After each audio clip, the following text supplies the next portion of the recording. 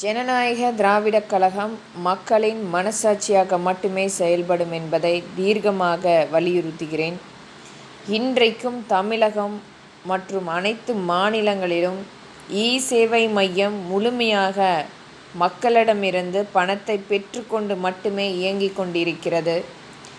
இதை அனைத்துமே இலவசமாக மக்களுக்கு கிடைத்து கொண்டிருந்த இந்த திட்டத்தை இன்றைக்கு தனியார் நபர்களிடம் விற்று அரசு அதை பணமாக்கி கொண்டிருக்கிறது. இன்றைக்கு நமக்காக வேலை செய்து கொண்டிருந்த அரசு ஊழியர்களுக்கு இது எந்த விதத்தில் சுலபமாக இருக்கிறது என்று மக்களுக்கும் தெரியவில்லை, அரசுக்கும் தெரியவில்லை என்று கண்டிப்பாக சொல்லியே ஆக வேண்டும். அரசு இன்றைக்கும் டிஜிட்டல் மூலமாக பரிவர்த்தனை செய்து கொண்டிருக்கிறார்கள் என்று சொல்லிக் கொண்டிருக்கிறார்கள். இதை ஏன் அரசு நேரடியாக இந்த இ-சேவை மையத்தை இலவசமாக இயக்கக்கூடாது?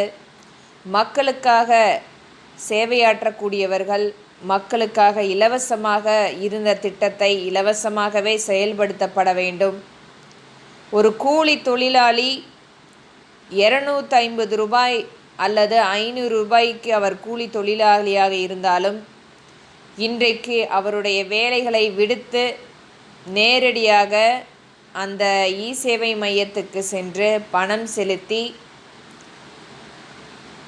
2 நாள் அல்லது 3 நாள் அரசு சம்பந்தப்பட்ட அந்த அலுவலகத்துக்கு சென்று அவருடைய சான்றிதழை பெறும் மிகப்பெரிய ஒரு அவலநிலை ஏற்பட்டிருக்கிறது. இது போன்ற சூழ்நிலையை மாற்றி இன்றைக்கு நடந்து கொண்டிருக்கும் திராவிட முன்னேற்றக் கழகம் ஆட்சி இதையெல்லாம் கருத்தில் கொண்டு மாண்புமிகு முதலமைச்சர் இதை மாற்றப்பட வேண்டும்.